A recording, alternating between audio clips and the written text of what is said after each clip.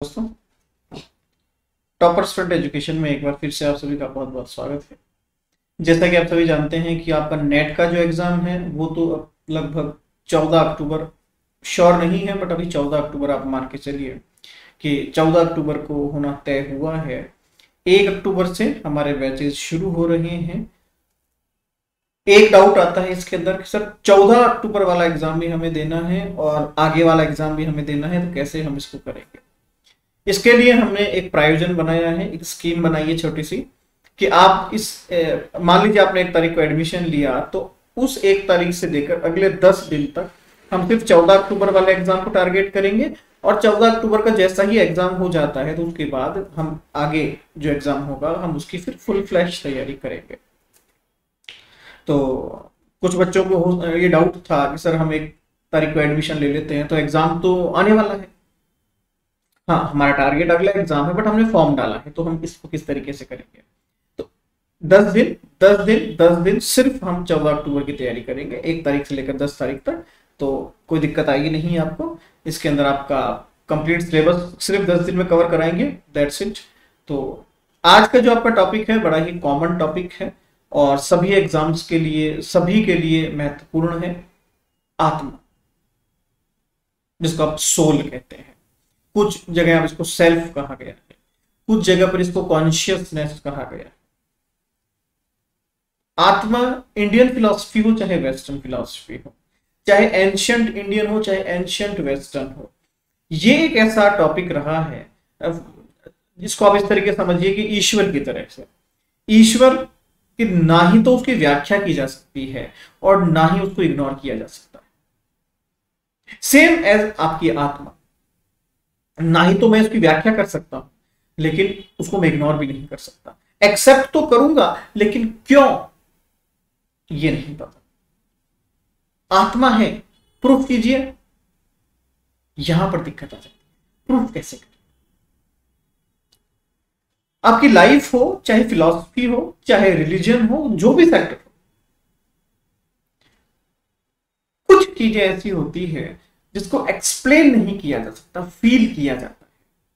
For example, आप बहुत अच्छा खाना बनाते हैं तो मैं कहूंगा कि आपके खाने का टेस्ट बहुत अच्छा है, लेकिन कैसा है, अब उस कैसे की व्याख्या नहीं हो सकती। हाँ, आप ये कह सकते हैं सर आप खा के चेक कीजिए, आपको अच्छा लगेगा, लेकिन अच्छा क्या लगेगा इसमें, क्यों अच्छा लगेगा, वो नहीं पता। ये फील वाली चीज है, इसको फील किया जाता है। जैसे आपने कहा सर ये जो खुशबू आ रही है आपके रूम से बड़ी अच्छी आ रही है, कैसी आ रही है सर, बड़ी अच्छी, मतलब बड़ी मीठी मीठी से खुशबू आ रही है, मतलब आप समझने की कोशिश कीजिए। समझने की कोशिश कैसे करें, क्योंकि इसका एक्सप्लेनेशन नहीं है, इसकी व्याख्या नहीं हो सकती, इसको महसूस किया जाता है। और जब इसको एक्सप्लेन नहीं किया जाएगा, एक्सपीरियंस किया जाएगा, तो ये एक्सपीरियंस हर एक के अलग अलग होते हैं।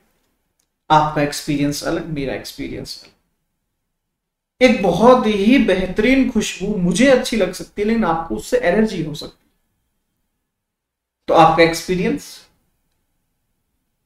कि ये खुशबू बड़ी खराब है, मेरा एक्सपीरियंस खुशबू बड़ी अच्छी है। खुशबू न्यूट्रल है, खुशबू ना अच्छी है ना बुरी है, खुशबू है। सेम एज आत्मा या ईश्वर, ये न्यूट्रल है। ये है नहीं है उनसे फर्क नहीं पड़ता, ये न्यूट्रल है। आपने इसको किस तरीके से देखा, आपने इसको किस तरीके से फील किया, आपने इसको किस तरीके से एक्सप्लेन किया,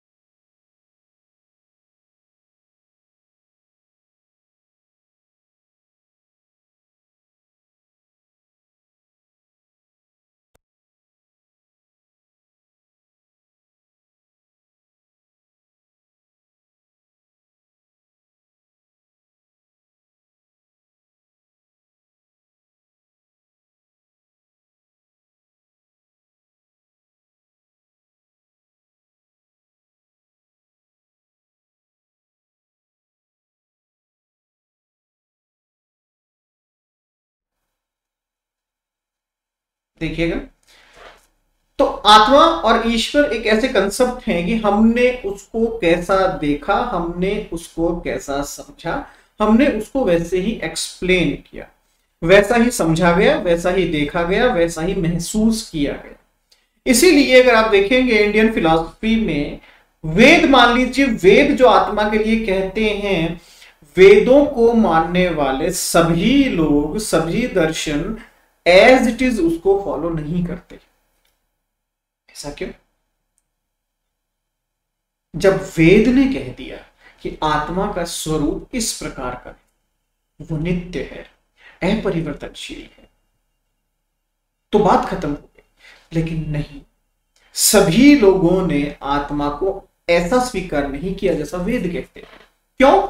एक्सपीरियंस, मेरा अनुभव कैसा है, मैंने आत्मा को कैसा देखा या मैंने आत्मा को कैसा माना, मैं उसका एक्सप्लेनेशन वैसा ही करूंगा। ये बात आप हमेशा ध्यान रखिएगा।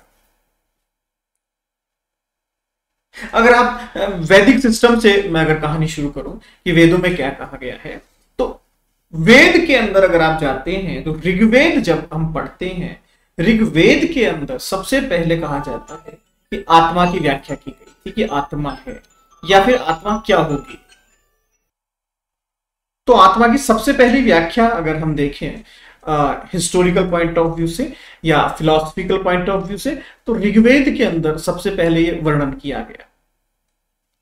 अब आत्मा की व्याख्या तो है वहां पर, लेकिन आत्मा के कुछ स्पेसिफिक एलिमेंट्स जिसको मैं कहूं या फिर कैरेक्टरिस्टिक्स जिसको मैं कहूं, तो वहां कहा गया कि आत्मा नित्य है, अपरिवर्तनशील है।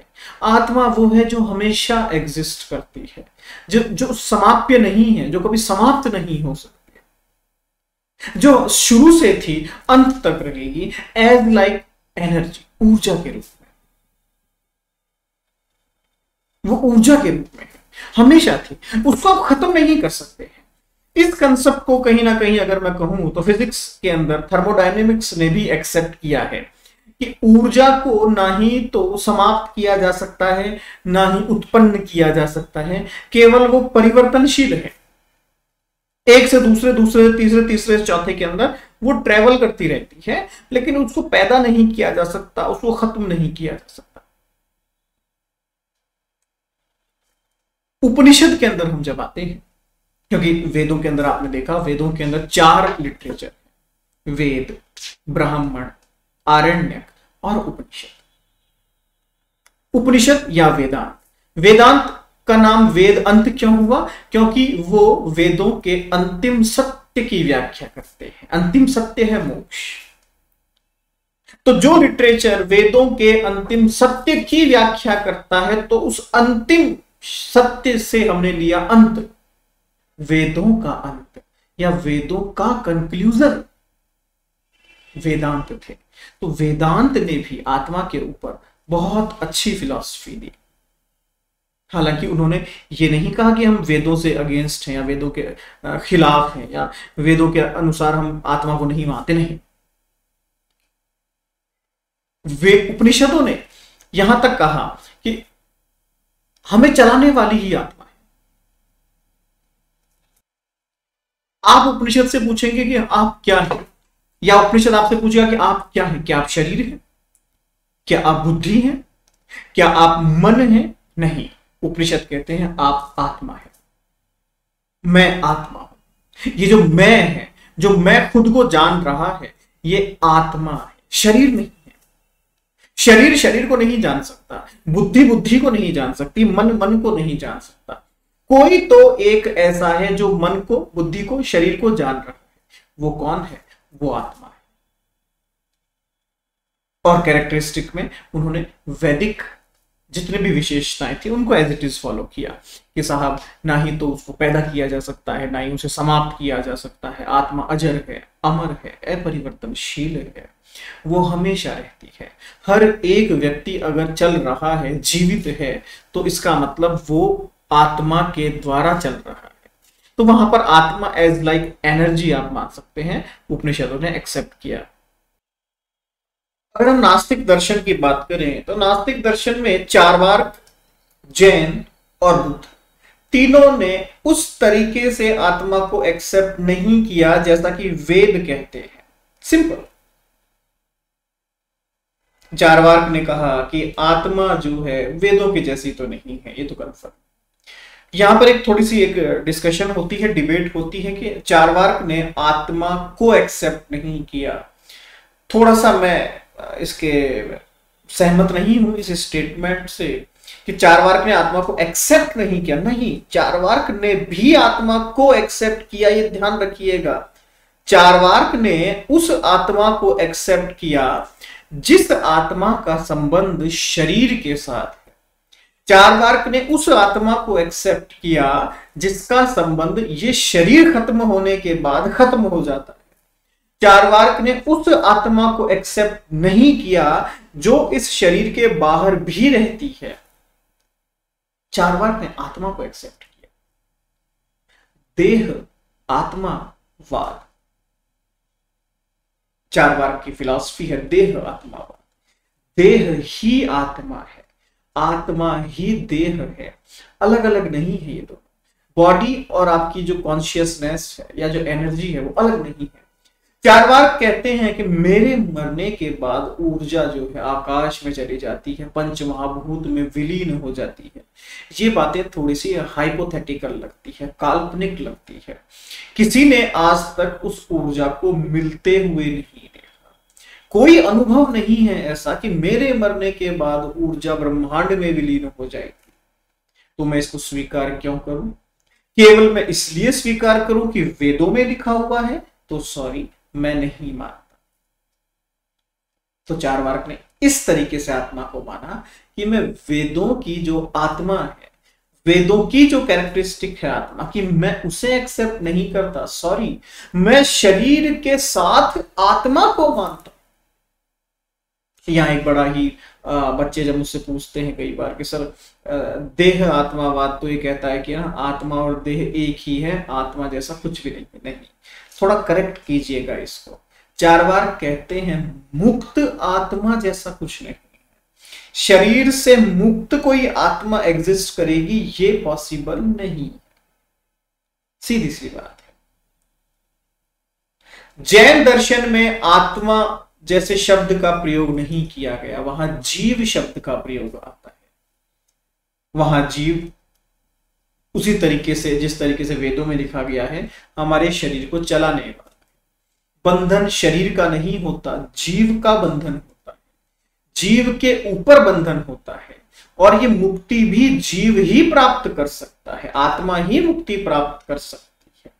जब मैं इस संसार के प्रति कार्य करता हूं तो मेरा जो आत्मा है, मेरी जो जीव है, मेरी जो एनर्जी है, वो इस फिजिकल वर्ल्ड में ही मिलना शुरू हो जाती है। आप मेरे हो, ये मेरा नहीं है, ये मुझे पसंद है, ये मेरा टेस्ट इसका अच्छा लगता है, ये चीजें आपको बंधन में डालती है। बंधन में मतलब आप इस मेटलिस्टिक वर्ल्ड के ज्यादा करीब चले जाते हैं। ऐसे में जीव अपने बेसिक कैरेक्टरिस्टिक्स को भूल जाता है कि मैं क्या हूं। तो इसके लिए त्रिरत्न का पालन करना चाहिए, संवर निर्जरा स्थिति को प्राप्त करने की कोशिश करनी चाहिए ताकि उस आत्मा या जीव को फिर से पवित्र किया जा सके और वो इस मेटलिस्टिक वर्ल्ड के साथ एक लगाव ना रखे। ये जरूरी है, ठीक है, लगाव नहीं होना चाहिए। आप खाना इसलिए खाते हैं क्योंकि खाना खाना जीवन के लिए जरूरी है, लेकिन उस खाने से प्रेम नहीं होना चाहिए। प्रेम में बंधन आता है, बंधन आता है तो दुख आता है, दुख आता है तो फिर धीरे धीरे धीरे धीरे जीव खत्म हो जाता है। खत्म मतलब वो अपने स्वभाव को भूल जाता है। बुद्ध दर्शन ने भी लगभग ऐसी ही बातें करी, लेकिन उन्होंने कहा कि आत्मा जो है वो परिवर्तनशील है, नित्य नहीं है, बदल जाती है, परिवर्तन है। और फिर वही अज्ञान के कारण, अविद्या के कारण मेरी जो आत्मा है वो बंधन में फंस जाती है। इसके लिए मैं अष्टांगिक मार्ग बताता हूं, इसको आप फॉलो कीजिए। सम्यकता का मार्ग है, सम्यक रास्ते पर चलिए, बैलेंस्ड अप्रोच अपनाइए। आप देखेंगे कि आपकी आत्मा या जो आपका चेतना है वो पवित्र हो जाएगी। अगर मैं आस्तिक दर्शन की बात करूं, सांख्य दर्शन ने आत्मा शब्द का यूज नहीं किया, उन्होंने पुरुष शब्द का इस्तेमाल किया, जिसके पास 3 गुण नहीं है। जो जब प्रकृति के पास जाता है तो उसके पास उससे लगाव हो जाता है, वो खुद को प्रकृति समझने लगता है और बंधन में फंस जाता है, जो उसके लिए कहीं ना कहीं गलत है। वो अपने स्वभाव को भूल जाता है, लेकिन जब वो अपने स्वभाव को जान लेता है तो उस अवस्था को कैवल्य अवस्था कहते हैं कि अब मैंने मुझे पहचान लिया। योग दर्शन ने भी लगभग ऐसा ही कंसेप्ट बताया, क्योंकि सांख्य, योग, न्याय, वैशेषिक, मीमांसा, वेदांत ये लगभग एक जैसे हैं सारे। न्याय दर्शन की बात करते हैं। न्याय दर्शन कहता है कि मैं चीजों को जानता हूं, मैं चीजों को देखता हूं, मैं चीजों की व्याख्या करता हूं, एक्सप्लेनेशन करता हूं। ये मैं कौन? ये मैं कौन? शरीर नहीं। शरीर को जानकर करना क्या है? पंच महाभूतों का एक पुतला है शरीर, शरीर को कुछ नहीं कर। तो ये जान कौन रहा? कौन है जिसको क्यूरोसिटी है जानने की? न्याय दर्शन कहता है सभी चीजों को जानने वाला जो है वो आपकी आत्मा है। सिंपल, उसके अलावा कुछ भी नहीं। ये आत्मा ही ज्ञाता है, ये ज्ञात करती है, ये जानती है, जानने की चेष्टा करती है, कोशिश करती है, प्रयास करती है। ये जानती है और इसे भी जाना जा सकता है अगर हम कोशिश करें तो, अदरवाइज नहीं। वैशेषिक भी लगभग ऐसी ही बात करता है। मीमांसा और वेदांत कहीं ना कहीं वेदों की तरफ ज्यादा अट्रैक्टिव होते हुए दिखाई देते हैं। वो नित्य अपरिवर्तनशील आत्मा को मानते हैं। बंधन वही है जब मैं संसार के अंदर, इस संसार का जो वास्तविकता है उसको ना देखकर जो काल्पनिकता है, जब मैं उसको देखने की कोशिश करता हूं तो वही अज्ञान है। मुझे पता है वहां पर कुआं है, उस कुएं में मैं गिर सकता हूं, लेकिन मैं उस कुएं में गिरे हुए एक छोटे से मोती को देख रहा हूं। वो वास्तव में मोती है या नहीं है मुझे नहीं पता, लेकिन उसको लेने के लिए मैं नीचे कूद गया। नीचे जाकर देखा तो वो तो कांच का टुकड़ा था। क्या हुआ? अब मेरी हालत खराब हो गई, बाहर कैसे निकले? दिस इज कॉल्ड बंधन, बॉन्डेज। मीमांसा और वेदांत कहते हैं आत्मा के साथ जब बंधन गिरता है तो आत्मा अपने वास्तविक स्वरूप को भूल जाती है। वेदों का हम अध्ययन करें, वेदों को हम पढ़ें, वेदों के अंदर जो शिक्षाएं दी गई है, गुरु के पास हम बैठे, गुरु से हम शिक्षाएं ले, गुरु से पूछें कि इस आत्मा का कल्याण कैसे करना है। फिर गुरु आपको मार्ग बताएंगे, तब आपका मोक्ष होगा। मोक्ष जब आत्मा इन सभी बंधनों से दूर चली जाए। वेस्टर्न फिलॉसफी में भी आत्मा को एक्सेप्ट किया गया है, चाहे वो बुद्धिवादी हो, चाहे वो अनुभववादी, चाहे वो प्लेटो हो, चाहे वो आज का नया फिलोसफर हो। आत्मा को आप इग्नोर नहीं कर सकते। वो अलग बात है कि आप इसको एक्सप्लेन नहीं कर सकते। तो ये कंसेप्ट ऑफ आत्मा या कंसेप्ट ऑफ सोल ब्रीफ में समझाने की मैंने कोशिश की है। ज्यादा फैक्चुअल या ज्यादा फैक्ट्स में नहीं बताता। मेरा कंसेप्ट रहता है कि हम इजीएस्ट वे में कैसे चीजों को समझें। रटने से या फैक्ट्स याद करने से हो सकता है आपको लगे कि हाँ यार ये बड़ा अच्छा टीचर है, इसको बहुत सारे फैक्ट्स याद है।